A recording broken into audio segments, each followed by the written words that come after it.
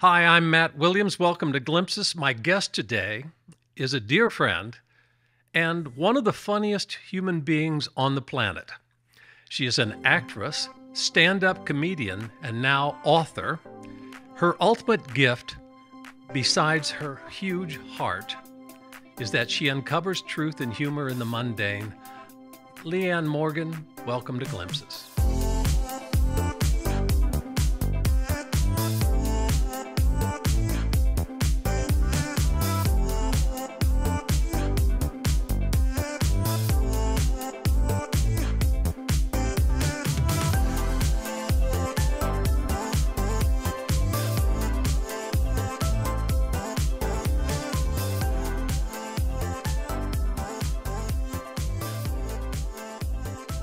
Thank you, Matt Williams. Thank you, my darling. I mean it. You're one of the loves of my life. And now you've got to put a disclaimer on there for my wife. She's Oh. Italian. She's going to jump through the screen and knife you. Okay. I mean that in a platonic. Yes, but okay, let me say one of my cheerleaders loves somebody that has lifted me up and encouraged me to where I am now. Matt Williams, you're one of the reasons I'm here. Well, the reason you're here, and we're going to talk about that, is just because you are amazingly gifted, tenacious person. And we'll get into that. I want to talk a little bit for the three people in America who don't know who you are. Talk a little bit, because I know your background, but I want you to share that with others. You grew up in Tennessee, pretty small town. Yes. And your family had operated a pig processing plant. Beef and hogs, Matt. Beef and hogs. Deer. And deer. Okay. We don't have many of those in Manhattan. But I bet all those fancy people are wanting grass-fed and know where their meat's from. And that's what my people did years ago. Yeah, everyone else. And they started it, when I was a little bitty child in a town of 500 people. And they had a farm. I'm from farming people. 500 people in your town. Yes. Wow. Okay. And I want to ask you I've never asked you this because you're obviously very funny. How old were you, or when did you know you were funny? I think before I was 10. But so as a small kid. As a little bitty kid, but I have a very funny mama, Lucille, and she always would push me out in front of people and go, "Tell them this, Leanne." And we had our own grocery store before we opened up the meat processing plant. Let me turn this hateful phone off. I'm so sorry. And it's all your fans. See, they know you're doing a podcast. It's my kids. Oh, okay. It's my kids. It's Maggie. All of them. They call and go, "Are you all right? Are you alive, Mom?" In a hotel room. Okay. We had a grocery store before the meat house, and my little mama would smoke cigarettes with a hairpiece on and check people out, and loved it and loved being with people. And I would sit on her lap, and she didn't let me. She would say, "You don't want to go to kindergarten, do you? I mean, do you feel sick to your stomach?" And I was like, "Yeah." And so I would work at the store, sit in her lap, and dazzle. I called it dazzling. Lucille and I dazzled people as we checked people out. And also then we would go home and watch Hollywood Squares and Match Game. And she would say, "You're going to be like Paul Lynde. You're going to be like, the people on Match Game, Charles Nelson Riley." And so I think she was a big part of it, but she thought I was funny. And I feel like I could just tell a story and get a little giggle out of people. But when I was little. But your mom recognized that in you. That's what's amazing. Mm-hmm. She knew that. She knew that. She did. And she also said, "Matt, you're going to be a movie star because you've got blonde hair on your body like Marilyn Monroe, and that'll photograph well." And in my mind, I thought, "Oh, well, I'll make it in Hollywood." If Lucille says that because I've got blonde hair on I thought that's what I needed to get in this business, which is crazy.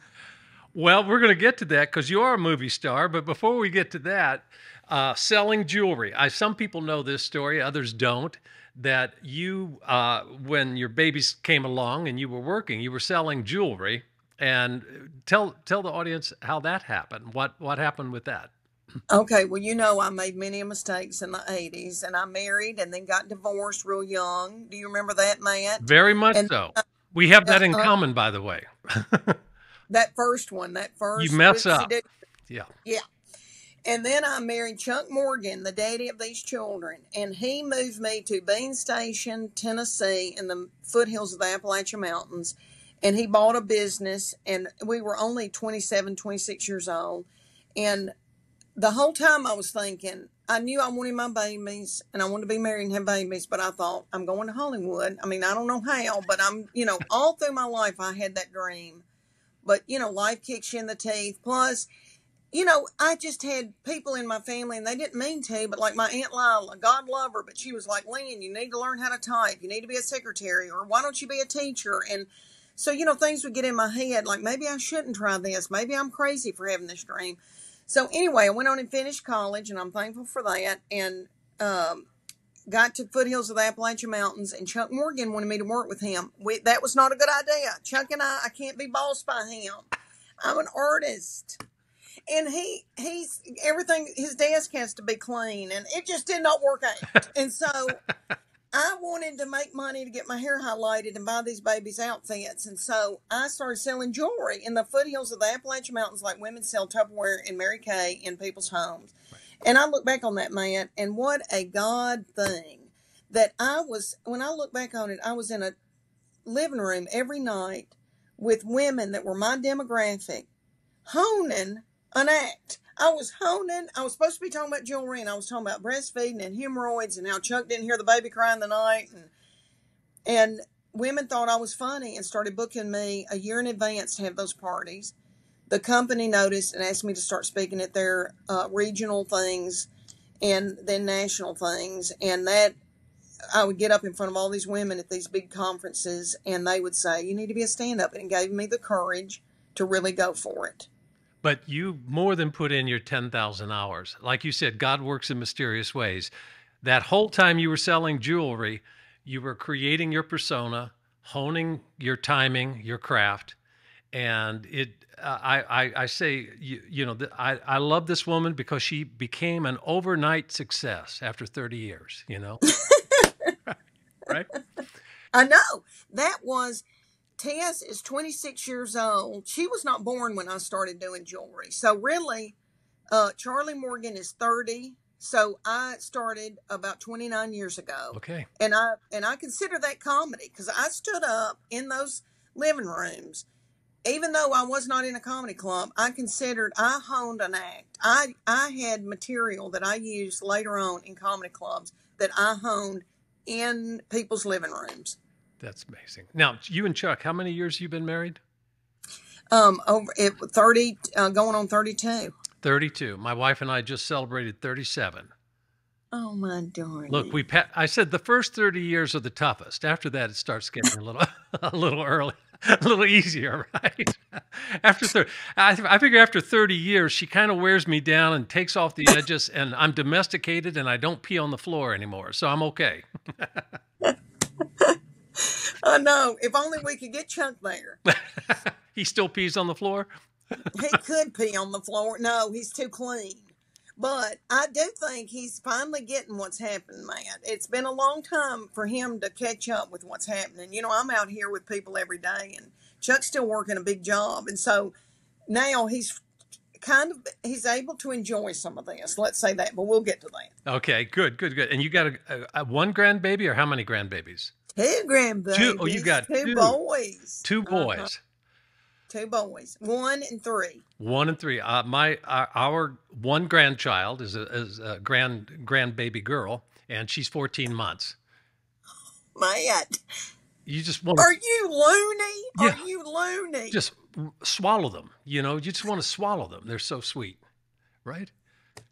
That's the most wonderful thing, isn't it? It really is. Oh, and I know people go, grandparents, all they do is shove a phone in your face, show you pictures of their baby. And I try not to do that, but she's maybe the cutest baby on earth, so I have to do it occasionally. Oh, I bet she is. I've got to see pictures. So if they're 1 and 3, do you see their personalities coming out, and do they have a sense of humor, or I do. I think Charles Wilbur's my oldest, and I think he's introverted like Chuck Morgan and Charlie, more quiet, but he knows what's funny. I can tell that little thing knows what's funny, and he loves Ice Age. He's really into dinosaurs and stuff like that.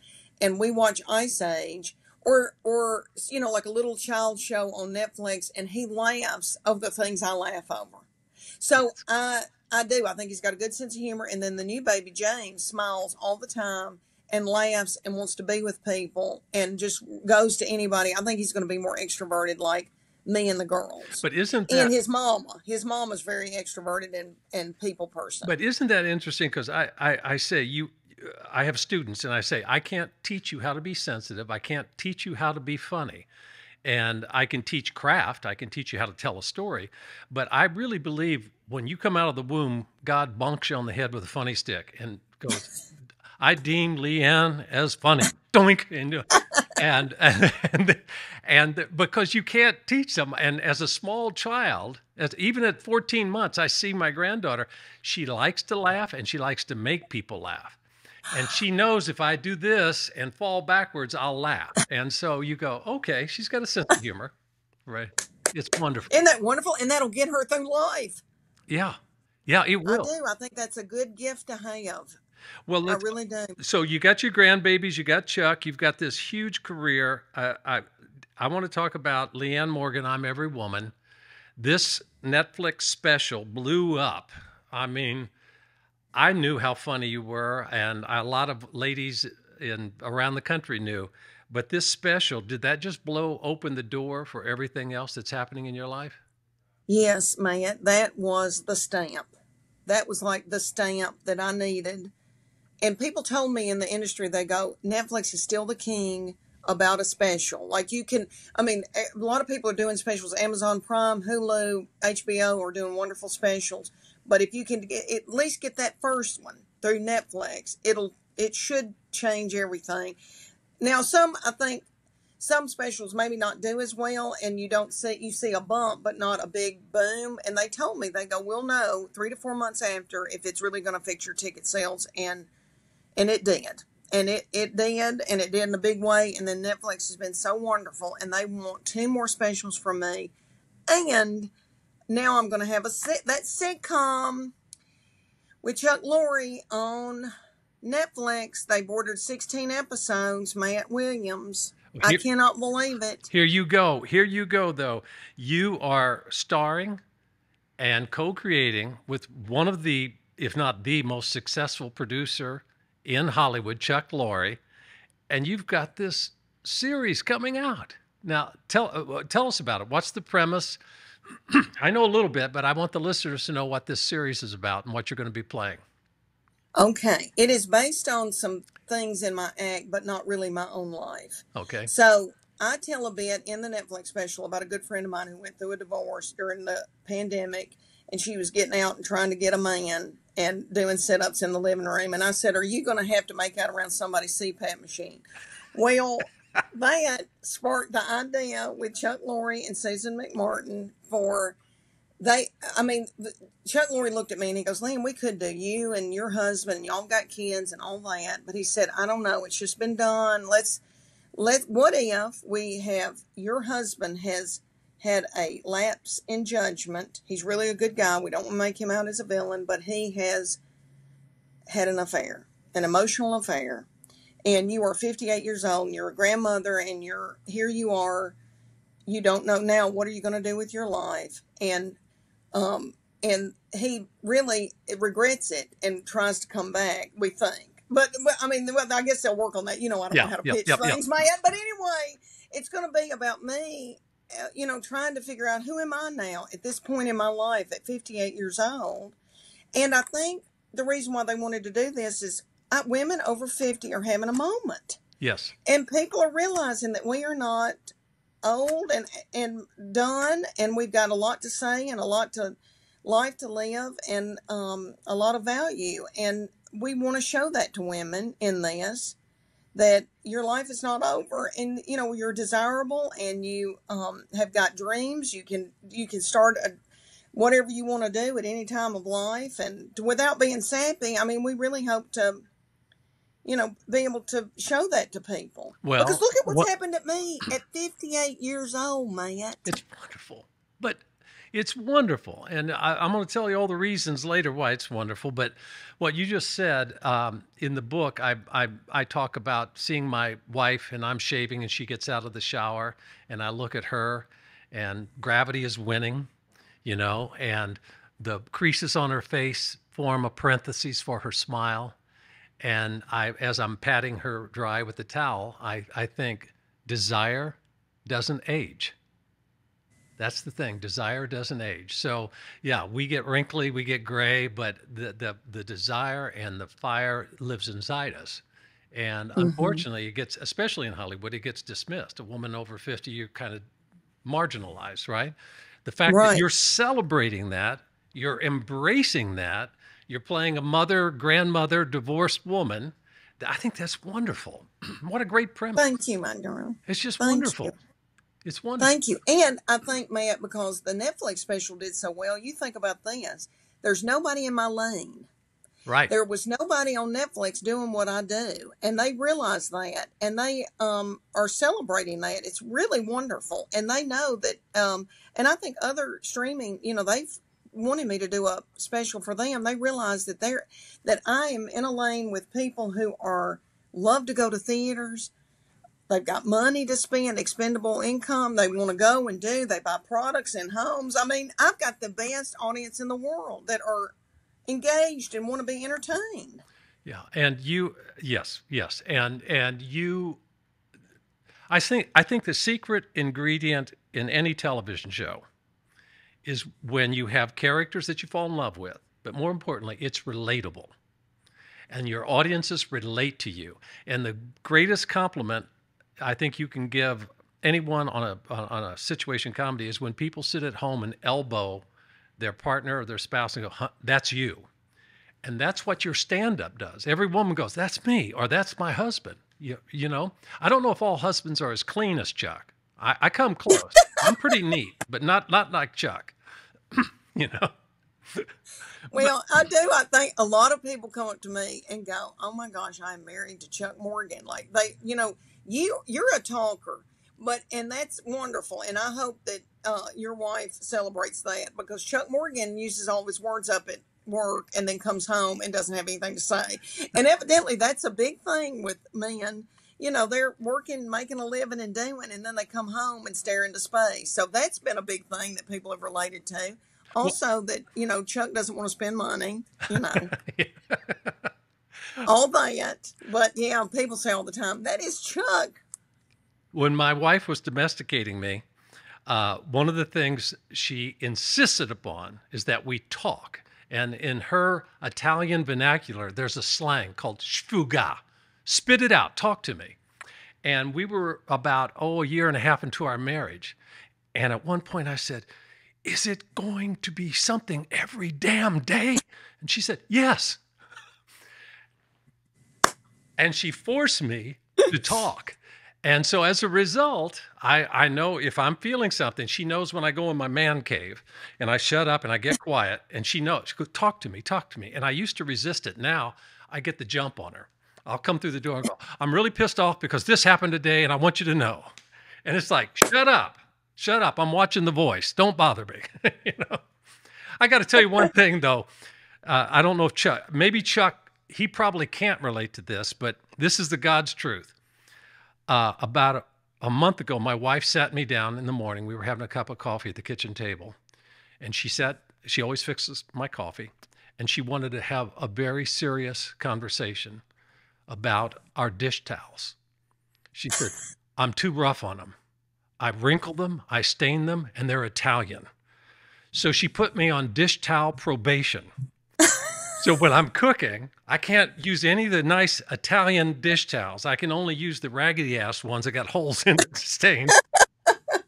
So I was put on, after 37 years of marriage, I was put on dish towel probation. So, Oh my gosh. Yeah, well, she sounds like Chuck Morgan because he'll say, "How do you load this dishwasher like that?"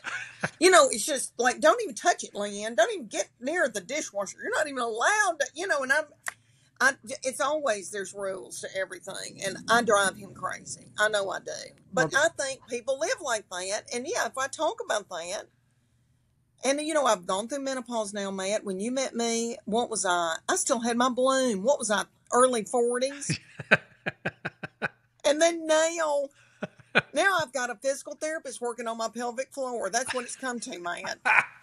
But pelvic floor is a funny word, and I'm gonna use that. well, But pelvic has a k sound, and k sounds are funny, even though it's a c. Pelvic floor, that's funny. Okay. pelvic floor. If everybody's wondering what I'm going to be doing this summer, I'm going to be strengthening my pelvic floor. Um, but yeah, all those things are just fascinating, and everybody goes through it. And I can look out in that audience in a theater every night, and I'm in Portland, Oregon tonight at Arlene Schnitzer, and I look out into that. Last night I had a show. I look out into that theater, and I can just see people with their husbands, and I'm getting younger. I think this is what Netflix did for me too. Men are coming, more and more men, Right. and then more and more younger girls.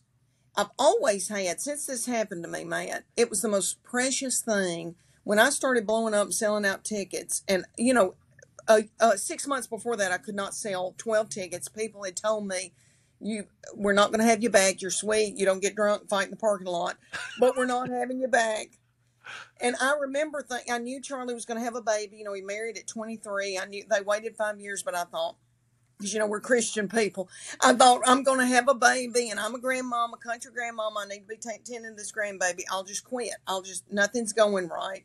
But darn, if I'd started selling out, and then from the very beginning in clubs, it would be a 90-year-old man or an 80-year-old couple that had never been in a comedy club with their 50-year-old daughter and her 25-year-old daughter. So it would be 3 generations coming in to watch me. And I think, they felt comfortable because I'm clean and they know they're not going to hear anything that's freaky.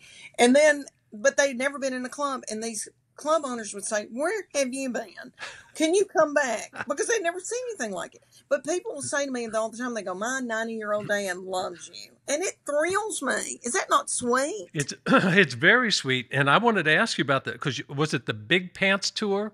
Is that Big panty, man. Panty tour? I'm sorry, you're getting risque on me here. Big Panty tour, and now the new tour. How many cities do you play in a year? I mean, that's a tough gig.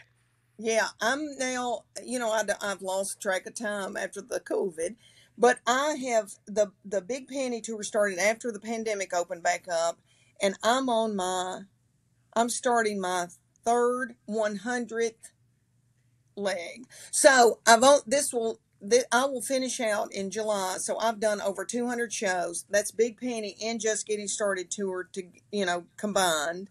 And then I've signed another deal for 100 cities. And that'll be a new tour that starts next spring after I shoot my Netflix special and finish that series. And I think I'm going to call it, I don't know, but I think I'm going to call it What in the World, the name of my book. Because I go, what in the world, every day. And I mean this with all my heart. Even though I had this dream, I never knew it was going to be this big and this sweet and this wonderful and this special. You knew what my dream was. You tried to get me to that dream. You knew what it was. Yeah. But God's timing, really, at the time, and we were trying, and we were working together, and it just wasn't the right time. But now you are a rocket ship. I mean, it's really extraordinary. This is when someone blows up, that's what they mean. That you are an example of that.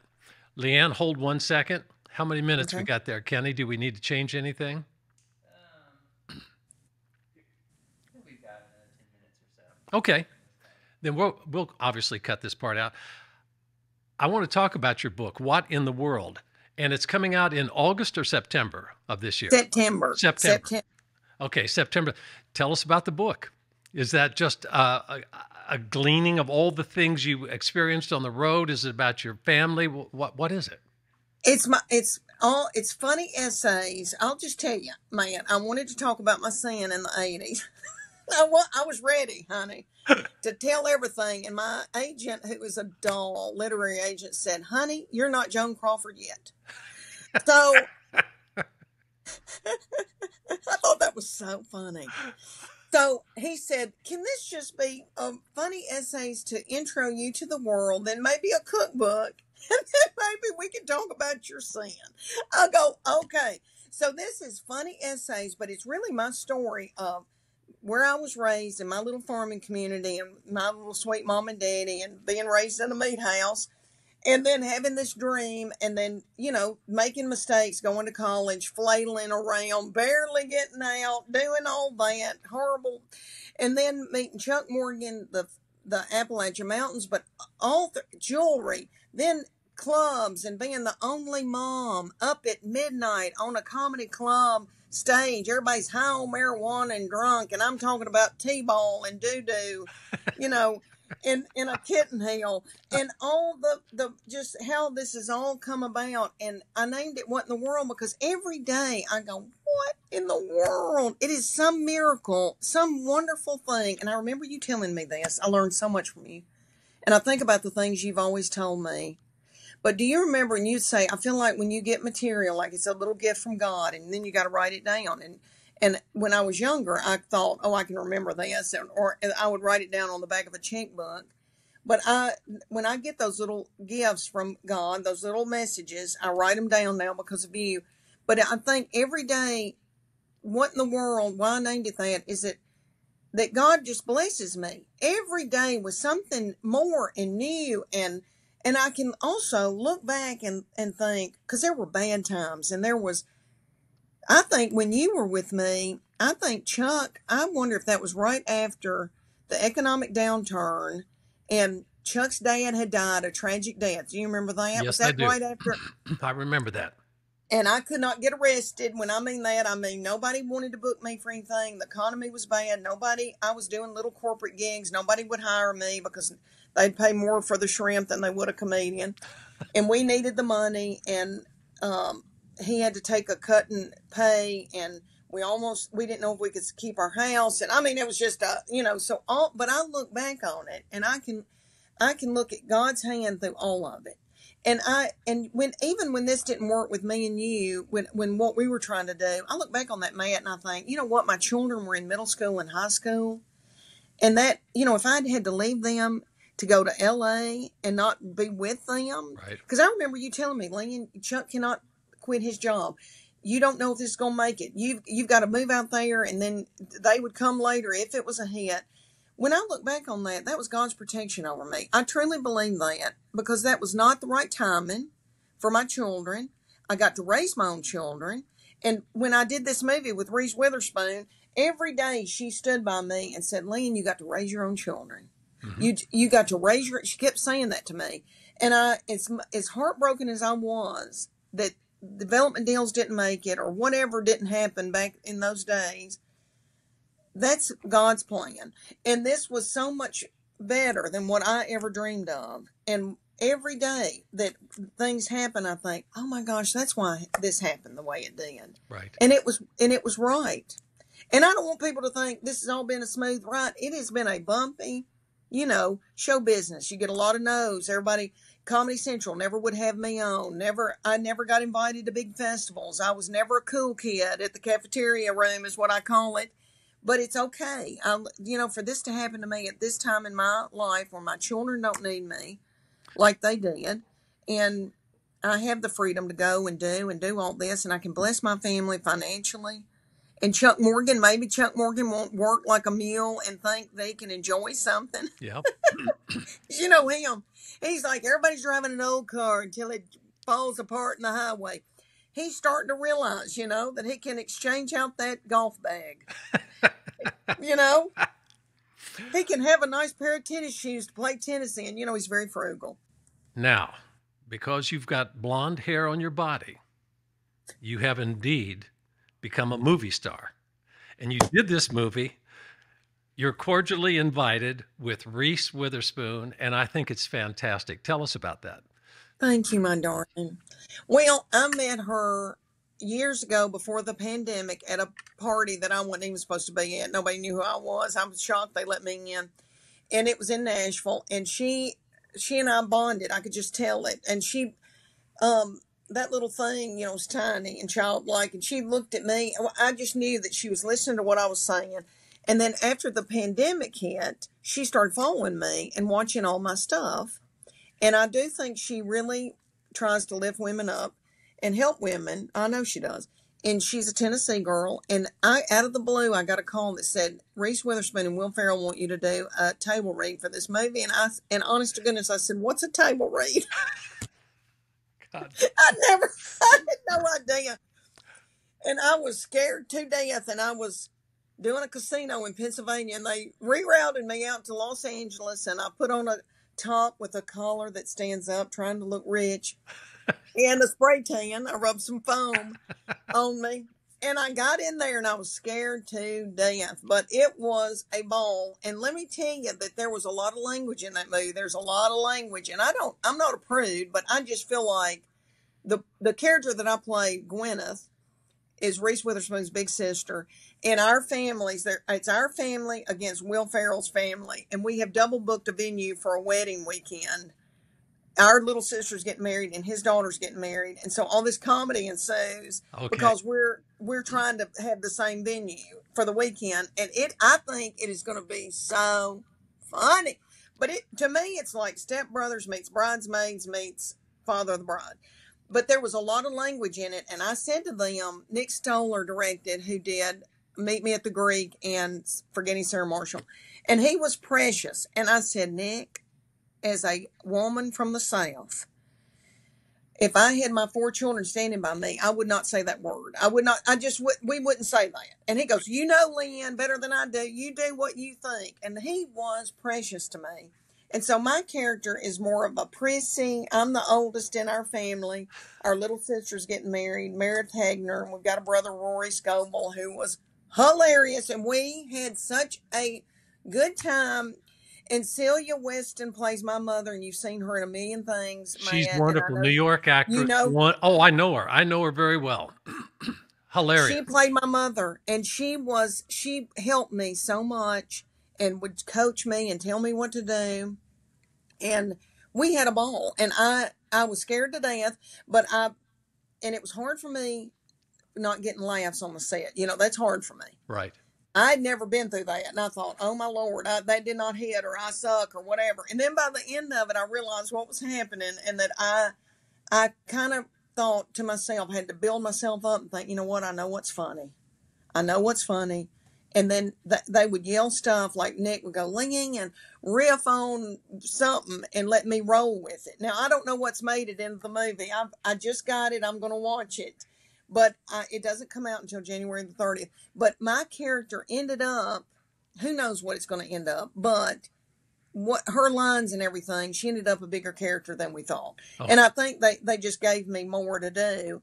And of course, I'm in, you know, all these scenes because it's a wedding, and I'm standing next to beautiful little Reese Witherspoon. And by the end of it, we were talking about how much magnesium we need to take at night.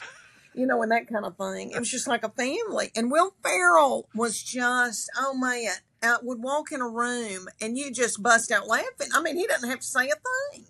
That's great. That's great. And the fact that this is a testament to your talent. Here you are, a stand-up. You have total control. You feed off the audience. It's like riding waves, right? When you're a comedian, yes. You know when to ride the wave. You know when to shift over here. Now you've got 50 people standing around with equipment, lights and cameras, no laughs coming. And I was going to ask you, how did that feel? And were you comfortable? Did you forget everything else? And were you able to relate to Reese or Will or one of these people and play the scene? Did that all disappear? Because it took me a while. Okay, I was going to ask at first, it was really freaky. And I thought, oh no, what in the world? But then as time went on, I realized how things work, and I just had to build up my own confidence in my own head and think, you know what? I know what is funny. Right. Or I couldn't, you know, and I know what they're doing. I feel like, yes. And then I learned how with Celia, they all helped me. They were all wonderful. But but I did. I learned how you really have to get in it, and they told me, they go, "You're a very grounded actor," and I don't know what that means, but I thought I would talk to myself and think, what would I really do if there was an alligator in the water, halfway up to my waist? What would I really do? I mean, so I just after a few, a couple of weeks, maybe even more than that. It only took us 2 months to shoot it, but I got more confident. But then by the time it was over, I thought, darn it, I wish I could do it again, because now I know how all this works. You know what? That is the actor's curse, because I promise you, as soon as they say wrap, your brain starts going, oh, I should have done it that way. Why didn't I say? And for 2 months, you'll walk around all the different ways you should have played it. But the fact that you could jump right in there and hold your own, not even more than hold your own, with Will and Reese and Celia and these people. But I go back to when they said a grounded actor. Some people try to be funny. Great comedians take what's truthful, exaggerate it, and make it funny. So the fact that you ask yourself, in real life, what would I do if an alligator was in the water? That's truthful. And if it's truthful, it's going to be funny. When it's wacky for the sake of wacky, it's not going to be funny, right? So the fact that your stand-up, you as a human being, you're always rooted in truth. And you take what's truthful and you exaggerate it. And that's why you're brilliant. That's why you're brilliant. Oh, You are brilliant. You are. oh, you angel, You thank are. you. And I'm going to make a prediction. I think in 2025, by May of 2025, people in Manhattan are going, oh, you doll, I just love you. Where's that pig? And they're going to start talking like that because they're just so enamored of Leanne Morgan. And you go down to Wall Street or go to the New York Theater and they go, well, yeah. So I think there will be a whole Leanne Morgan movement in America in 2025. Oh, you angel. Well, thank you, my darling. Well, I do have a good feeling about it. I do. I feel like, and Judd Apatow, I got to meet Judd Apatow at a thing during Netflix It's a Joke Week. I got invited to that.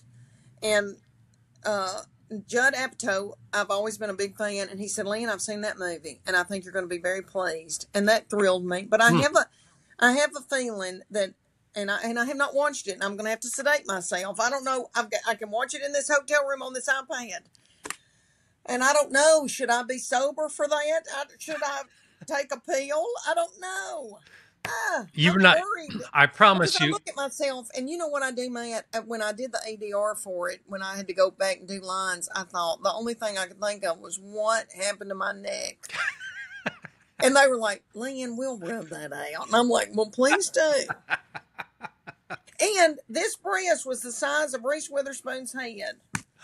I didn't realize how tall I'm getting. I think I'm getting bigger and bigger as time goes on and not shrinking it like most elderly people do. But anyway. You didn't knock her out with one of your breasts, did you? In this, I didn't what? Didn't knock Reese out with one of your breasts, did you? I could have. I hope I did. Turn real fast. That little thing. I know.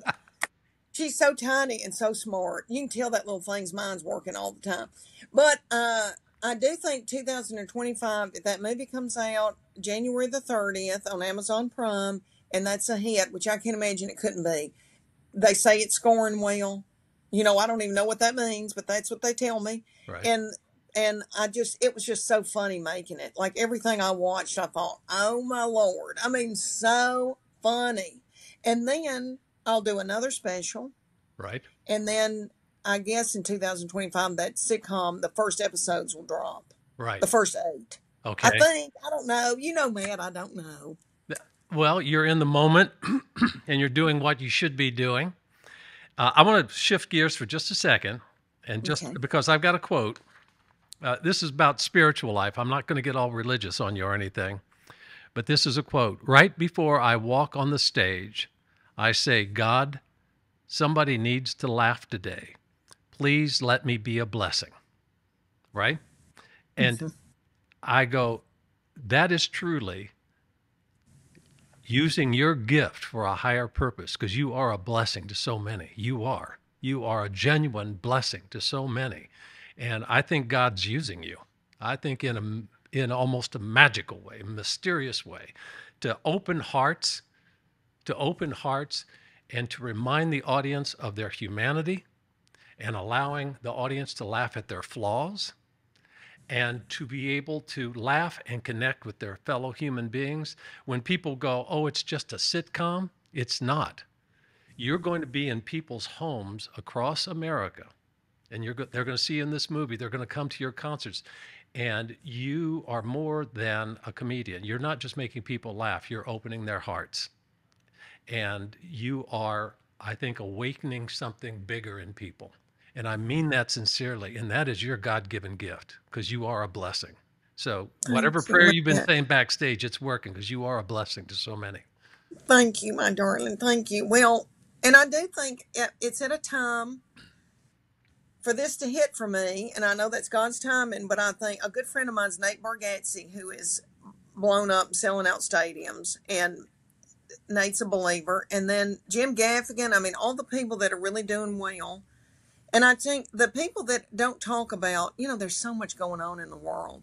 Yes. And I just don't talk about politics or, anything divisive. The only divisive thing I got to talking about was cornbread. And let me tell you, those girls in Alabama don't believe in putting sugar in it. But I think it's, if I'm going to go somewhere, I don't want to fight. I don't want to be upset. I want to escape and get away and laugh with people next to me and have a good time. And I hope I can give that to people. And I do think God's put me here.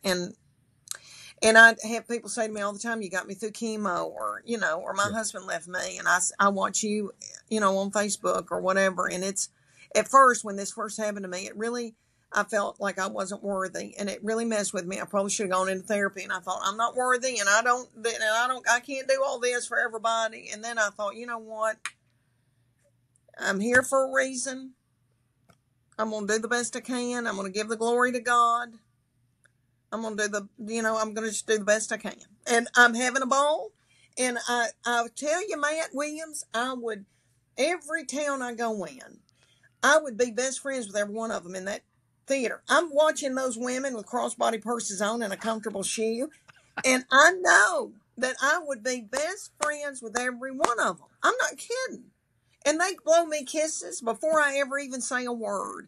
And I think they feel like she's one of us. And she's speaking for us. And they feel like that Hollywood's ignored them or whatever. And they are appreciative that I'm talking their language. They've all raised a bunch of kids. They're all just normal, everyday people out in the middle of the United States. And I kid that sometimes they're like, one of us got out. Well, it's also, Leanne, you are a bright light, and people are attracted to that light. I think you could walk out on stage and not say a word, and people would relate to you and connect with you, because you just carry that light inside you. You really do. Well, yeah. Thank you, Matt. Well, you know that I'm a Southern mama and grandmama, and you know that I would make a casserole for every one of those people if I could. And I would go home and vacuum out their car, and I would do for them. That's what we do in the South. Well, this podcast is named Glimpses after my book, and Glimpses is about finding little glimpses of God in your daily life. And by that, I mean moments of tenderness, unexpected kindness. It feels like your whole life is filled with glimpses. Usually I end by saying, do you notice glimpses in your everyday life? But it sounds like your entire day is filled with glimpses, right? It is. I'm so lucky. It is. I feel so much love everywhere I go. But I tell you where I think all this came from. My mama, Lucille, her glass has always been half full, not half empty. And she loves people and would find the good in everybody, and is a person of faith, and it just doesn't live in fear. And I'm not anywhere close to her, but I've learned those little things. And I guess at my age, I do. I see God in everything. Yeah. But I think when you're a person of faith, you have to. You look out. I'm in Portland, Oregon. These Douglas firs. When you fly over. And I try, and listen, I complain, and I've got a lot of flaws. I do, and I can fuss at Chuck Morgan. But I try to find the good. Find the good. And when I get off here with you, I'll look at photos of babies' feet. I'm going to look at these two grandsons' feet. The new one, his feet look just like eggs, honey. You've never in your life, I don't even know how they get a shoe on it. And I could put that foot in my mouth. But you don't. Okay, let me tell you that I brought your book along because this is going to be my beach read. I go to Sacramento, California from here, and then I get to fly to Florida to be with my family, and the grandbabies are going to be there. And so I brought my book because this is going to be my beach. This is what I'm going to get to do for myself. Wonderful. Thank you. Because I'm going to have time off. Thank you. Thank you. Thank you. Thank you. Well, honey, and it is beautiful. Thank you. Well, what I'm going to do right after I get done with this podcast, I'm going to go somewhere here. I'm in Chattanooga, somewhere in Chattanooga. I was in Knoxville this morning. I was in Knoxville this morning. Matt Williams. I was trying to find Leanne Morgan, and they said she's in Portland. I said, well, then I got to do this by Zoom. But I did talk to your buddy Halloran, Hilton Hill. We had a great podcast and a wonderful exchange. I adore that man. I know. Is he not wonderful? And he knew all about you with me. Did he know all that? No. Because I've told him for years. I've told him, he's just forgotten it. Well, because he knew about you. And as soon as I said, well, I'm going to be on a podcast by Zoom with Leanne because she's in Portland, he goes, that's my buddy.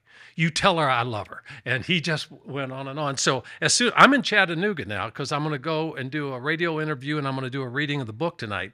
But before I do that, I'm going to find a store in Chattanooga that sells pom-poms because I'm going to be your cheerleader in 2025 when all this hits. And so anytime you get down, look over on the sidelines and I'm going to be there going 2 bits, 4 bits, 6 bits, $1. Everyone for Leanne, stand up and holler. So I'm going to be there with my pom-poms cheering you on every step of the way. Oh, my darling. I know you. I know you will. I know you will. I know you love me. Yeah. And you have always, and when I was down and thought nobody cared and it was over, God sent me you. And I can tell people, even if this hadn't happened for me, I always would go around and say, well, Matt Williams wanted to do a sitcom with me. It really gave me, I thought, okay, I'm not one of these kids on American Idol that thinks they can sing.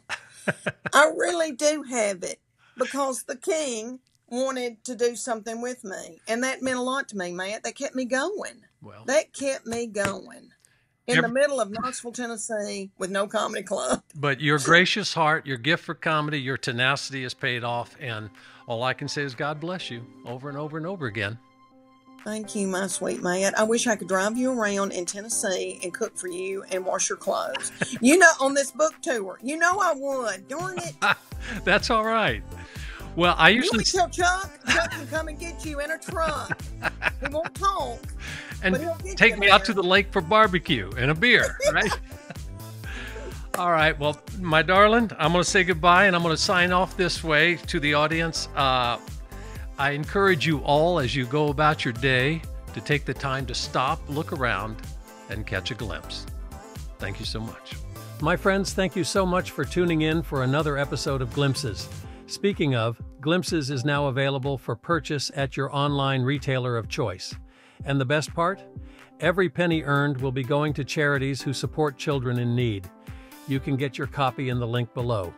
Until next time, have an amazing day.